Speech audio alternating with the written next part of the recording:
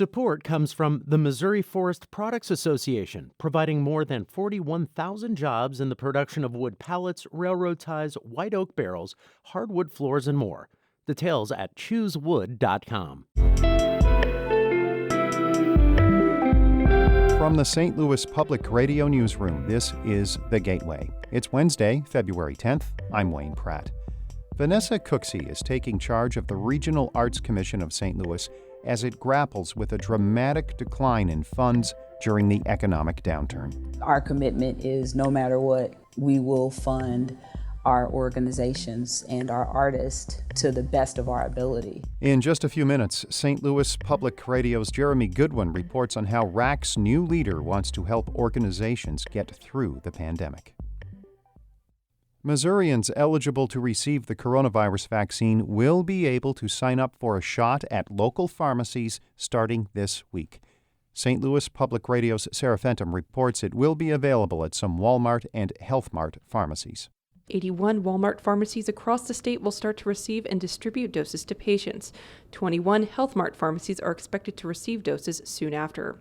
Illinois and other states have used commercial pharmacies to distribute the vaccine, but Missouri has been relying on health departments, mass vaccination sites, and hospitals to give people shots. The federal government will send 18,000 doses to the 102 retail pharmacies each week. That's in addition to the state's weekly allotment. Health officials say they expect the vaccination program will eventually encompass more than 40,000 pharmacies nationwide.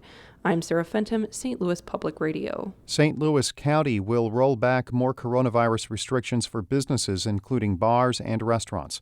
The capacity limit for all establishments in the county goes up to 50% starting tomorrow. Other precautions will remain in place, like the 11 p.m. curfew and mask requirements. County officials say improving coronavirus metrics for hospitalizations and compliance with public health orders are allowing them to relax more rules. In St. Louis, health officials are allowing 2 bars to reopen, even though they had been ordered to shut down for a year for COVID protocol violations. Wheelhouse and Start Bar will reopen February 19th. The city is placing restrictions on the bars, including a roughly 33% capacity limit. St. Louis's school board says the city needs a better public education strategy. Members have passed a resolution calling for a moratorium on new schools. State lawmakers halt new charter schools from opening, not the school board. Board member Susan Jones said recently that lawmakers continue to support charters at the expense of the district. We're facing legislation that could destroy the future of St. Louis public schools because of charter school bills that are coming down the line. St. Louis Public Schools continues to lose students and close buildings. Charters, which are independent, have increased in numbers and enrollment.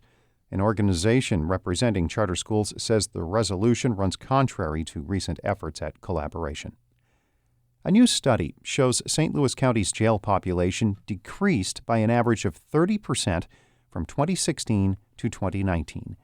It also finds the number of people in jail has declined during the pandemic. St. Louis Public Radio's Chad Davis reports. The CUNY study shows that the number of people in jail awaiting trials has dropped significantly in recent years. The John D. Catherine T. MacArthur Foundation recognized St. Louis County's progress when it granted the county a $1.3 million grant to continue reducing the jail population and eliminate racial disparities in the justice system. Beth Hubener is a criminal justice professor at the University of Missouri St. Louis.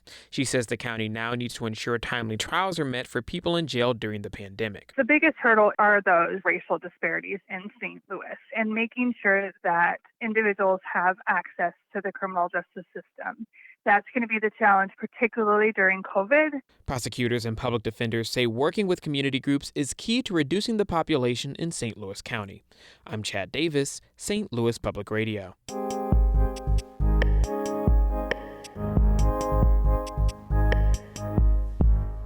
As leaders of the Regional Arts Council, or RAC, announced a 5-year strategic plan last winter, the pandemic began. The major arts group funder also needed a president and chief executive officer.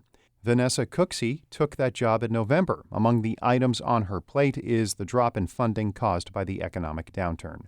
St. Louis Public Radio's Jeremy Goodwin talks with Cooksey about how RAC has responded to the pandemic and if the organization has a role in advancing racial equity within the arts sector. Absolutely. That is essential to our region's well-being, and diversity, equity, and inclusion is part of our go-forward strategy. And we need a thriving arts sector that is diverse, that has leadership from women, the Latinx community, African Americans, in order to really meet the needs of this region. And grant making and capacity building are two tools that we can use in addition to our influence and our leadership role in the sector, and inviting and convening and collaborating with other arts funders and arts patrons to say, this is important. Let's set some goals and plans around achieving those goals. What are some first and second and third steps that, from your seat at RAC, your organization can do to nudge some progress along? How do you do that? First, it's understanding the environment, and then meeting with organizations like the Black Rep to say, what is it that you need? How can we be helpful? Bringing other funders to the table with specific plans on how to support organizations. And so, while I don't have specifics, the intention will be to listen and respond. Yeah, I think we've seen a lot of organizations, scramble to compose and release a statement about diversity, equity, and inclusion in the past 10 months. We've also seen a lot of organizations that are still figuring out sort of where to go from there, I think. Yes, and statements are important. Saying what you're going to do and making the public declaration is important, but then it has to be followed up by action. Well, changing gears here, if we can, to the coronavirus pandemic, one thing it has done is slash tax revenues. And RAC's largest source of funding is the hotel and motel occupancy tax.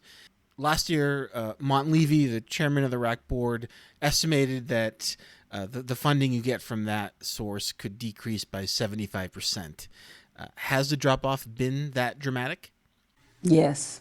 And since I've been on board, I've really taken the time to listen and to connect with leaders in the hospitality industry and explore St. Louis to really understand what the impact of COVID on the hotel motel industry is.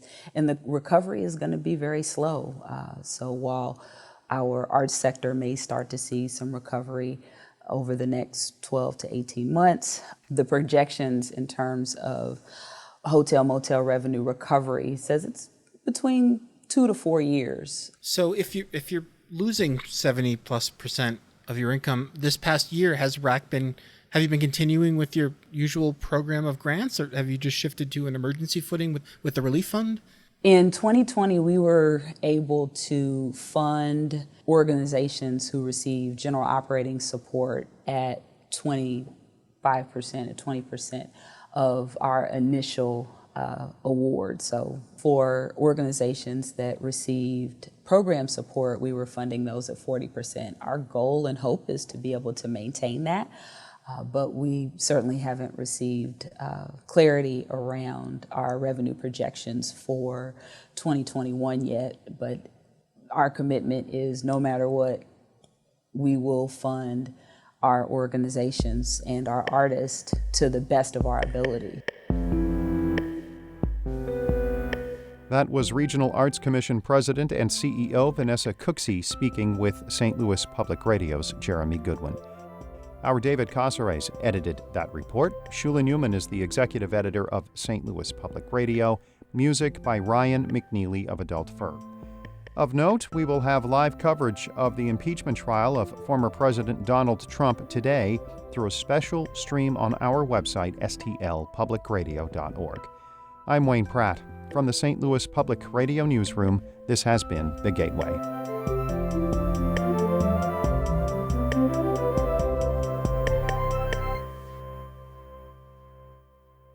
Support comes from the Missouri Forest Products Association, committed to conservation and careful management of the state's forests to make them more resilient and better habitats for wildlife. ChooseWood.com.